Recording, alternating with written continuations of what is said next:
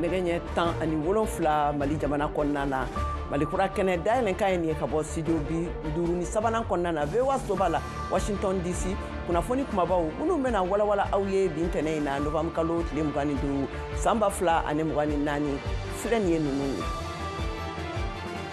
Mali la Joliba TV kunnafoniso datuguli kɛlen bɛ nisɔngoyabaw ye u ka ɲangili kunnafoni cakɛda lakɔlɔsili soba fɛ ka da u ka dankabi waleyaw ka ɲɛsin Burkina jamanakuntigiw ma minnu latigɛw kɛlen bɛ kuma camanba ye an bɛ don min na iko bi kunnafoni cakɛdaw u ka lafasalikɛkulu kunnafonidilaw ka fara lamɛnnikɛlaw yɛrɛ fɛnɛ bolo an bɛna a dɔw ka kumakanw lamɛn minnu taara an ka laselikɛlaw fɛ ka bɔ Bamakɔ ka kɛɲɛ n'u ka jɛɲɔgɔnyaw mafali ye ne ka a mabarika Saheli jamanaw ka jɛkulu AES tɔn jamanaw b'a fɛ ka u ka taamaw an'u ka danbesɛbɛnw bɛn ɲɔgɔn ma walasa ka hɔrɔnya taamaw yiriwa u ni ɲɔgɔn cɛla la ɲɛfɔli bɛna kɛ an ye Mariam Tarawele fɛ kunnafoni kɔnɔ.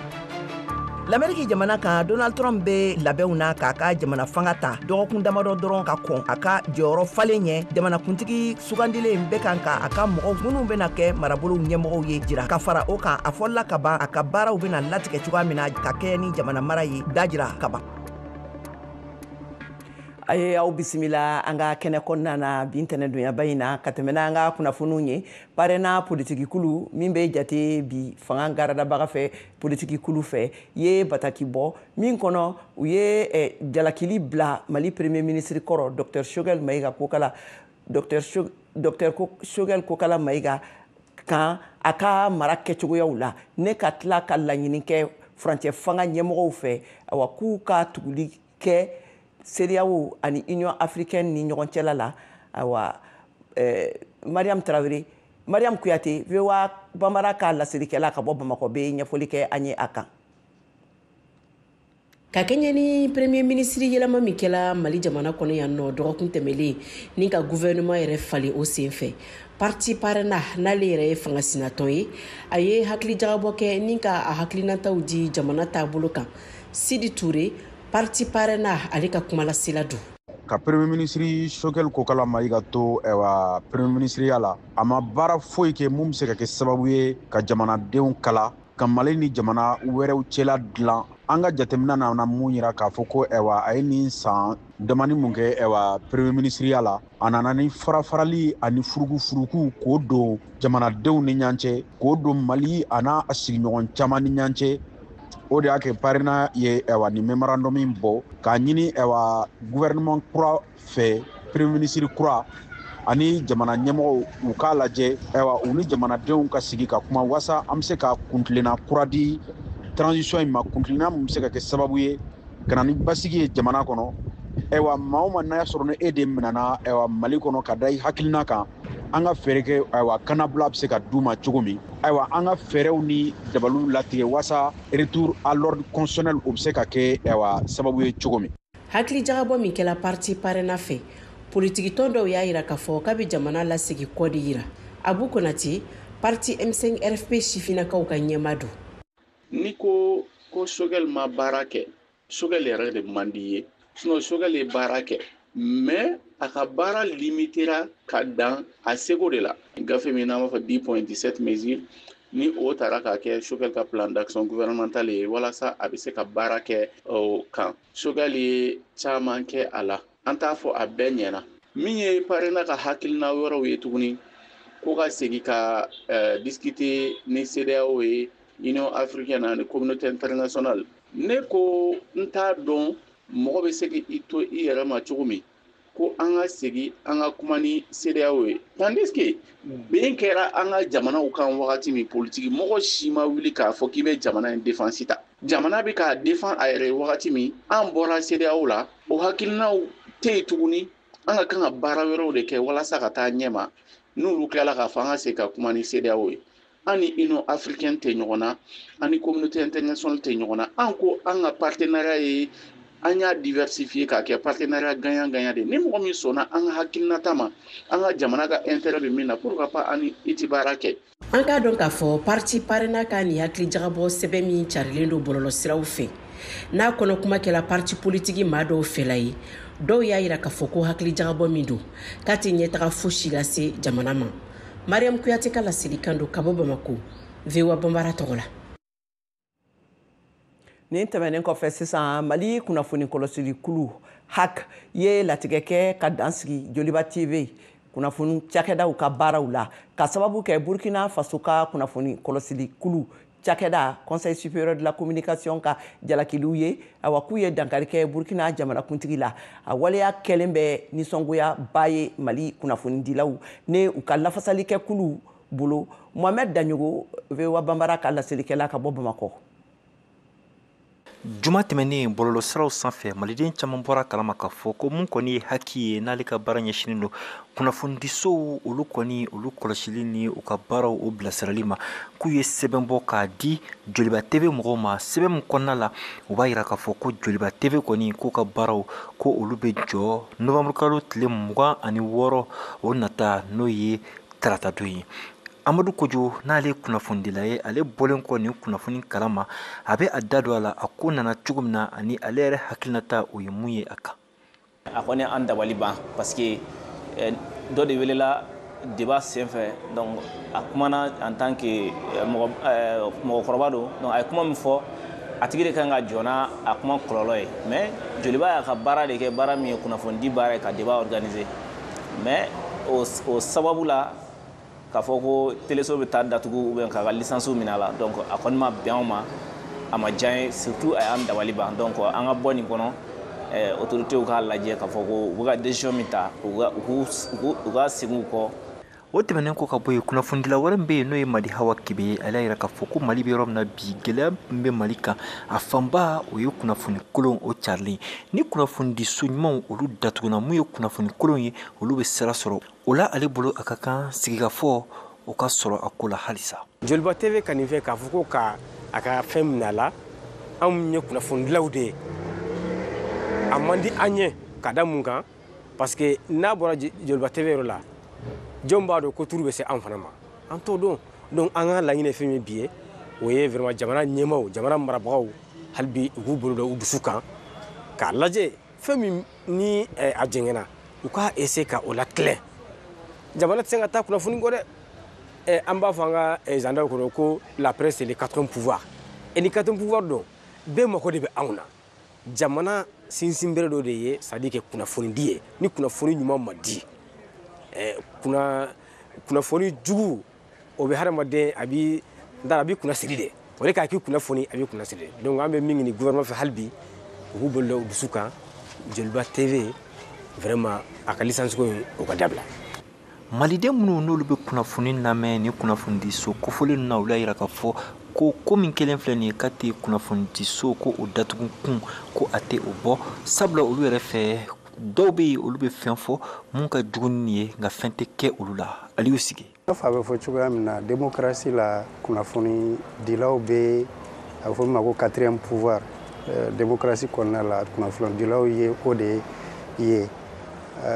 ka mɔgɔ ka kunnafoni dila ka sɛbɛn minɛ a la ne bolo o tɛ ko ɲɛnama ye ni ka sɔrɔ erreur kɛra a bɛ se ka erreur in bɛ se ka corriger cogoya min na déjà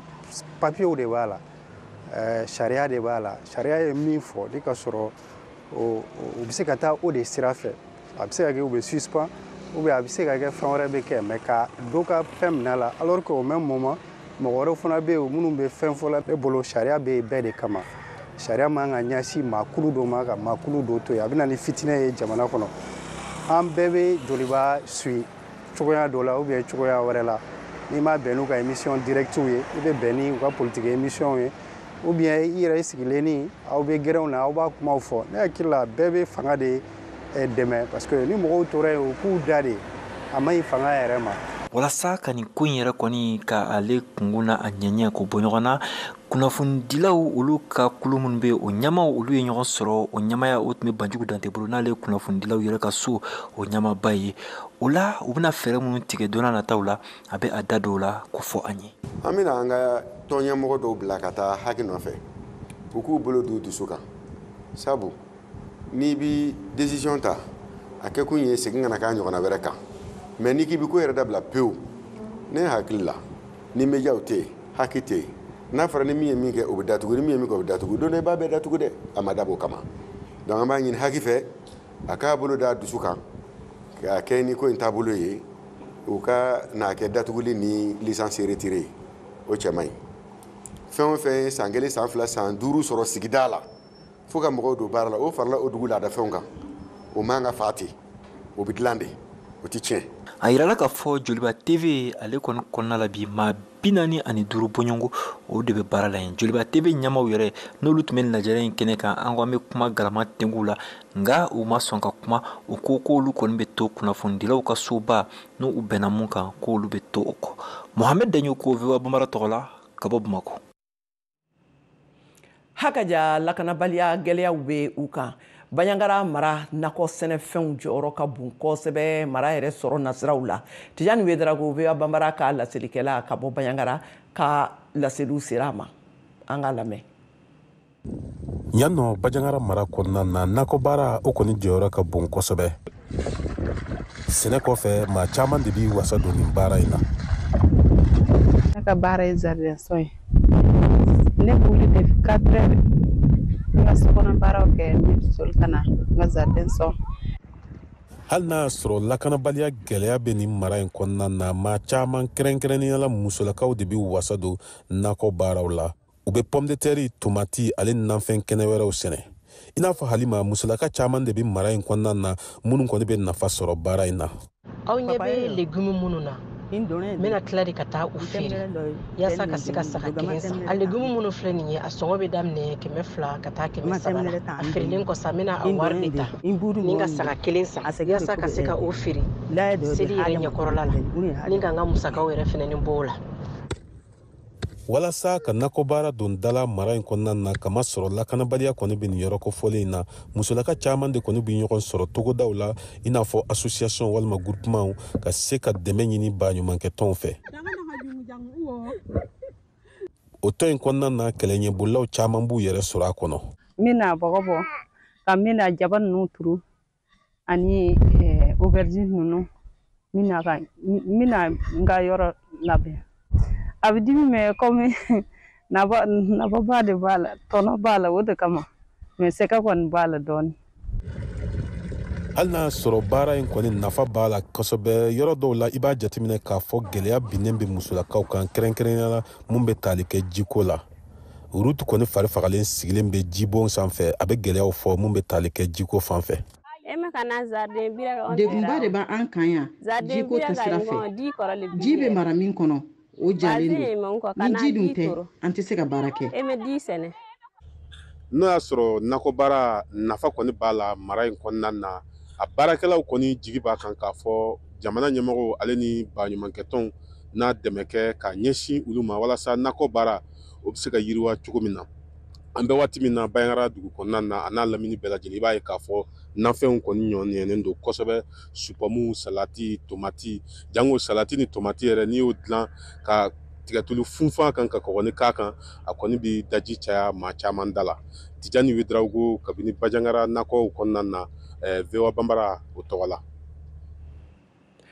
Duniya gun ka ɲɔgɔn najɛrɛba wagati yɛlɛmaw kan n'a bɛ wele ko COP 29nan kɛnɛ kuncɛra kɛnɛsigi kuncɛra Baku Azerbaïdjan faaba kɔnɔna la Karidon na farafina jamanaw k'u ma ŋunafanba sɔrɔ a kuɲaw kan. An ye wele bila an balimamuso Umu Keita ma ale ye Mali sifinw minnu kan dilen bɛ ka baara kɛ ka wagati yɛlɛmaw kunbɛn Mali jamana kɔnɔna kan n'u bɛ wele ka kulu bɛ wele ko Jeunes Volontaires pour l'Environnement ɲɛmɔgɔ don ka bɔ Bamakɔ. An ka foli b'i ye Umu I ni ce an ka wele jaabili la. Ɲininkali fɔlɔ ye min ye ayiwa misali jumɛn de sɔrɔla aw bolo nin kɛnɛkuncɛ nin na latigɛw la. Ok, I ni ce aw ne bɔ Bambara bɛɛ fo lajɛlen fo aw ka nin sɛgɛsɛgɛli ninnu na pour que ka tiɲɛ bɛɛ bɔ a kalama minnu bɛ français mɛn ani principalement minnu bɛ bamanankan mɛn. COP mun tɛmɛna Azerbaïdjan spécifiquement Baku an bɛ se k'a fɔ ko objectif kura dɔw sɔrɔla. Objectif mun ye sisan objectif kɛra 300 milliards de dollars par an d'ici 2035 plutôt. O wari bɛ kɛ pour que ka financement kɛ pays en voie de développement ye. O objectif an bɛ se k'a fɔ a bɛ objectif fɔlɔ ta ɲɛfɛ n'o tun ye 100 milliards de dollars. Mais au kɔfɛ fana an bɛ se k'a fɔ ko discussion kɛra autour du marché carbone. Marché carbone mondial, marché mondial du carbone kumaw kɛra. An bɛ se k'a fɔ ko hakilina dɔw tara o sira dan fɛ échange kɔfɛ mun b'a yira k'a fɔ ko décision tara pour que minnu bɛ émission de gaz à effet de serre kɛ dɔ ka se ka bɔ o la. Mais an bɛ se k'a fɔ ko décision mun tara a décision ninnu ma kɔkɔrɔma don kosɛbɛ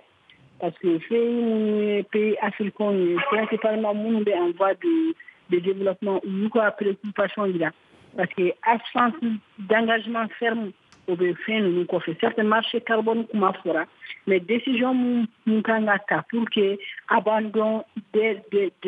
combustibles de l'utilisation des combustibles fossiles bɛ se ka kɛ o ma fɔ. Donc an bɛ se k'a fɔ avancé kɛra mais mitige fana bɛ yen parce que wari kuma fɔra mais tant que ni an bɛ ka kɛlɛ kɛ mun nɔfɛ n'o ye changement climatique ye fɛn minnu b'o kɔkɔrɔma donni n'an ma kɛlɛ k'o nɔfɛ a bɛ kɛ to ka jɛ. Ayiwa i bɔra an bɛ se k'a fɔ o ye question fɔlɔ min ye mun posé. I bɔra ka jaabili kɛ min kan sisan i y'a yira k'a fɔ ko ɲinan ta kɔni a ka fisa ni salon ta ye sabula salon ka kɛɲɛ ni salon ta ye miliyari 100 sɔrɔla salon ɲinan kɔni u ye miliyari 3 ɲɔgɔn de bila 300 de bila sira kan yala farafina ta sɔrɔta ye jumɛn ye kɛrɛnkɛrɛnnenya la a miliyari 300 in kɔnɔna la ani fana farafina ka jigilatigɛ ye mun de ye miliyari 3 dɔrɔn dili la i bɛ se ka mun fɔ an ye o kan. An bɛ se ka mun fɔ c'est que an bɛ don min na ko bi réchauffement climatique bɛ cogo min na an bɛ catastrophe naturelle min kɔnɔna la an bɛ Afrique mun kɔnɔ an bɛ kuma n'o de an bɛ pays africain mun na an bɛ se ka fɔ an bɛ ka réchauffement climatique an bɛ ka impact min subir pour que an ka adapter a la jateminɛw y'a yira k'a fɔ k'an mago bɛ 1300 milliards de dollars de la. Donc, sur 1300 milliards de dollars, on peut dire que 300 milliards de dollars de soro la. Il y a des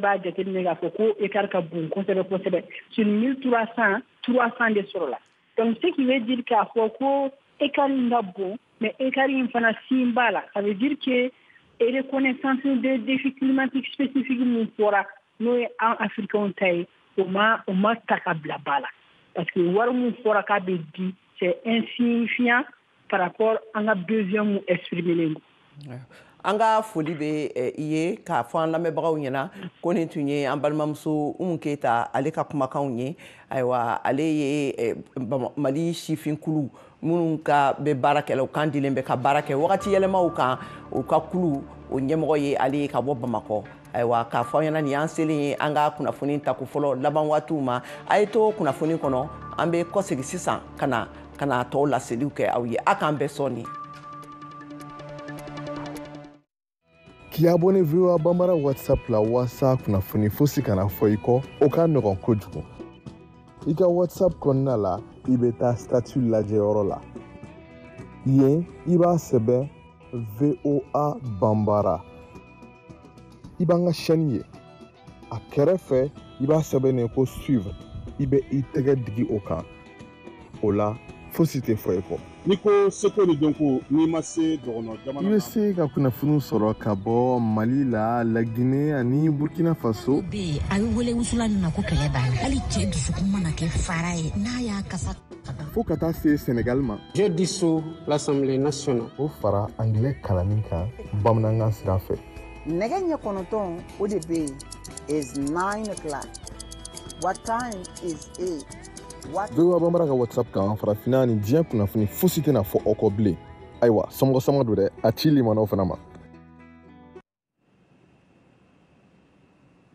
Ka kɛɲɛ ni jɛɲɔgɔnyaw barikaliw ye ani k'u mafa kosɛbɛ ayiwa Sahel jamanaw ka tɔnkulu IEC o jamanaw Mali Burkina ani Niger bɛ fɛ ka u ka taamaw ni u ka danbesɛbɛnw bɛn ɲɔgɔn ma walasa ka hɔrɔnya siraw olu yiriwa u ni ɲɔgɔn cɛla la. Mariam Traoré. Farafina tilebiyanfan jamana saba minnu bɛ Sahel kɔnɔ n'o ye Mali, Niger ani Burkina jamana ye. Olu ka ministre minnu sugandilen do ka bila u ka lakana ko kunna. Ye ɲɔgɔn ye balalen dɔ kɛ jumadon Bamakɔ dugu kɔnɔ. Min kunnafoniw bɛɛ lajɛlen labilala bataki dɔ kɔnɔ Mali jamana faaba kɔnɔ Bamakɔ. Ni kunnafoni kelen in tilala ka latɛmɛ bɔlɔlɔsiraw kan. A lajɛrɛ tun bɛ tali kɛ hakilina falenfalenw kan n'o ɲɛsinen do siyakow lakɛɲɛni ko ma ka fara bugulatigɛ gafew kan n'o ye passeport ani carte d'identité ye. Ko walasa ni bugulatigɛ gafe ninnu ka se ka don bala ni k'a labila a jamana saba jamanadenw ni ɲɔgɔn cɛ u ka doni ka bɔ ka nɔgɔya nin jamana kofɔlen ninnu cɛ la i n'a fɔ nin bataki kɔnɔ kuma ye a kunnafoniw jalatigɛ cogo min. Ni lajɛrɛ dara lajɛrɛ tɛmɛlen kan min kɛra Bamakɔ octobre kalo tile 2 ka se octobre kalo tile 3 ma i n'a fɔ nin seereya kelen fɛnɛ y'a kunnafoni lase. A bugulatigɛ gafew mun bɛ tali kɛ maaw ka doni ka bɔ kan n'o ye carte d'identité ye n'u y'a wele ko carte d'identité harmonisée bɛna labila a jamana saba ɲɛmɔgɔw fɛ ko walasa a ka don ba la min bolonɔbilala ni jamana saba n'o ye Mali, Burkina Faso ani Niger o lakana ministri ɲɛmɔgɔw fɛ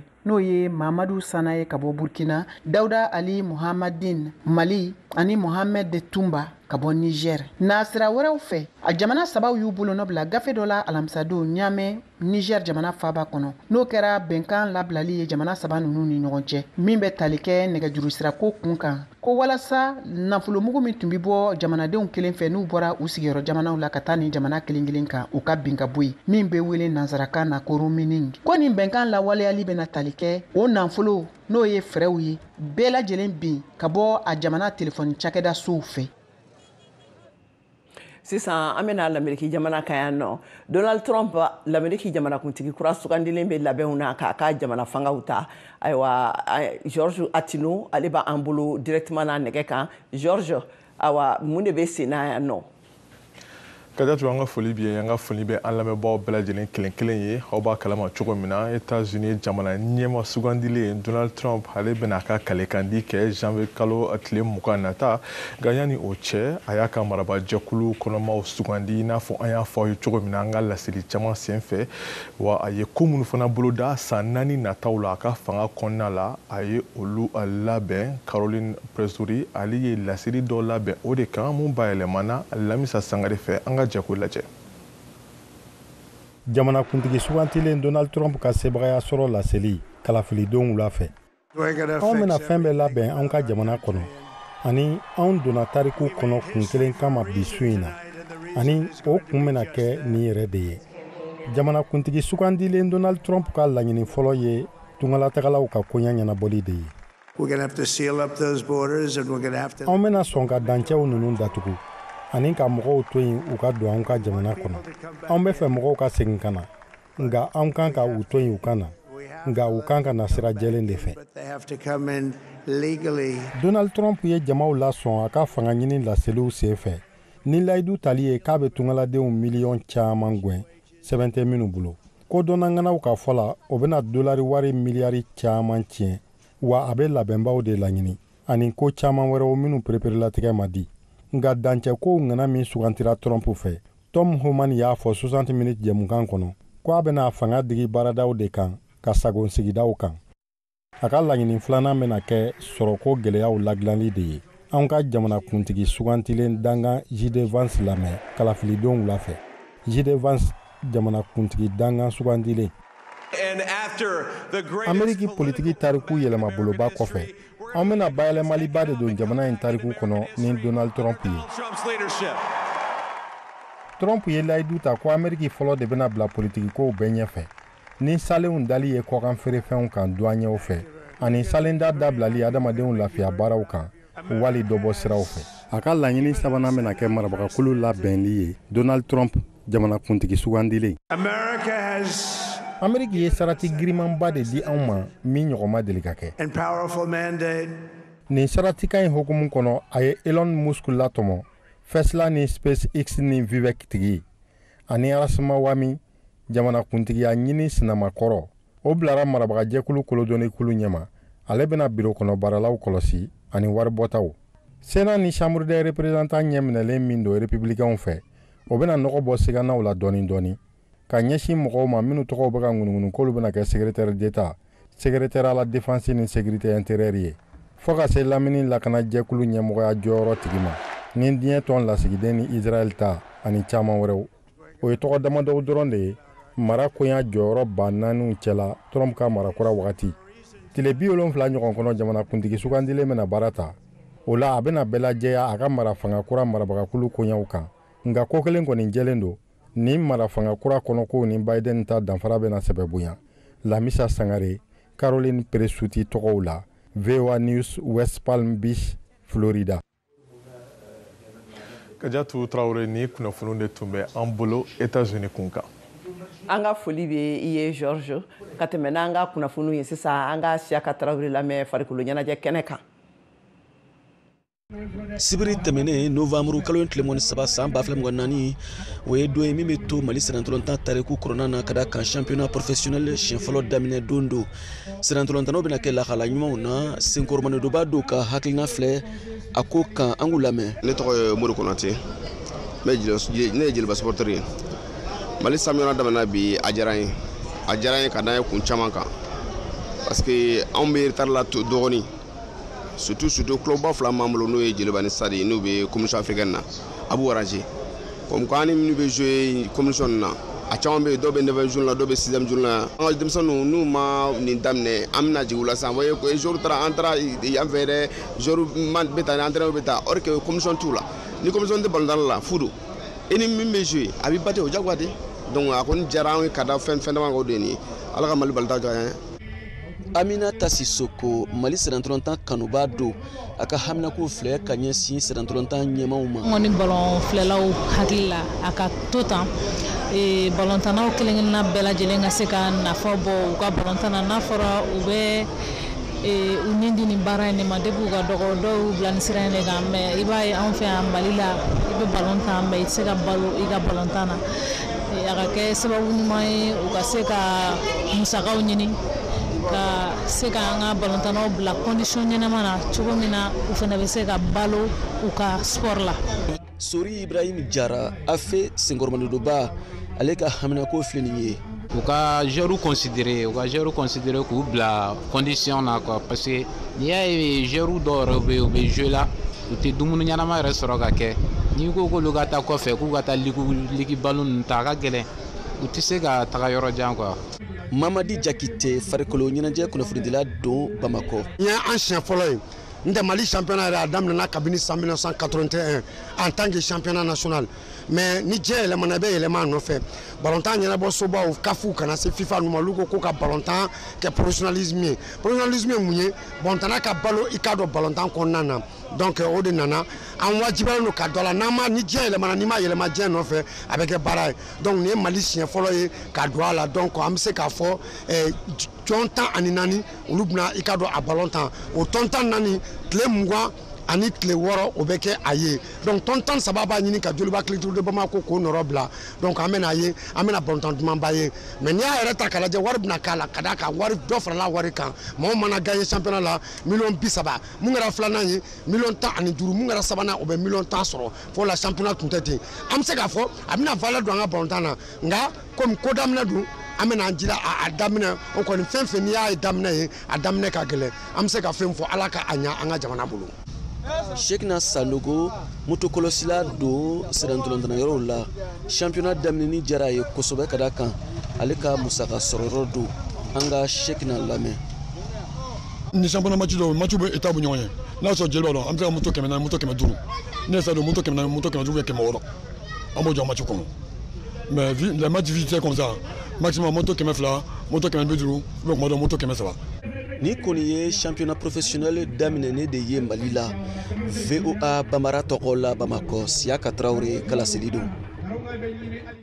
Ayiwa an balimaw a y'a faamuya k'a fɔ nin bɛna dansigi kɛ an ka bi kunnafoniw na ka foli ni tanuni lase an lamɛnbagaw bɛɛ lajɛlen ma ani an ka radio partenaires n'an ka télévision partenaires duniya gun kan awa ka fɔ ɲɛna nin ye dɔgɔkun daminɛnen ye Malikura kɛnɛ de tun ye nin ye bi awa a bɛ jɛmukan ye a b'a sɔrɔ an ka bɔlɔlɔ siraba fɛ a b'a sɔrɔ an ka pages fana kan réseaux sociaux kan k'a fɔ aw bɛɛ lajɛlen ɲɛna k'aw sɔgɔlen to VOA ka kunnafoni siraw la télévision ani radio siraw fɛ Kadiatou Traoré a k'an bɛn waati wɛrɛ.